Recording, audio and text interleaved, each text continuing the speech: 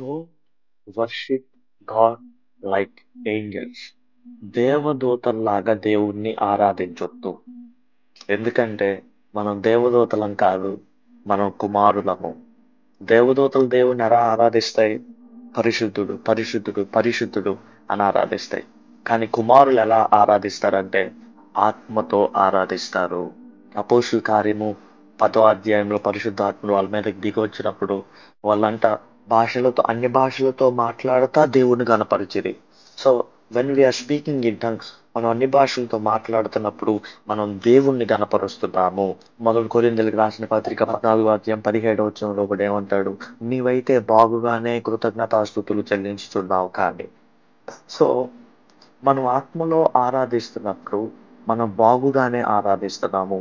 మనము కుమారుడు అనే స్థానంలో నిలబడి ఆరాధిస్తున్నాము. మనం అన్ని భాషలతో మాట్లాడుతున్నప్పుడు దేవుడు మనల్ని కుమారుడిలాగా చూస్తున్నాడు. యోహాను సువార్తలో అంటాడు, ఇలాంటి ఆరాధికుల కొరకు తండ్రి ఎదురు చూస్తున్నాడు.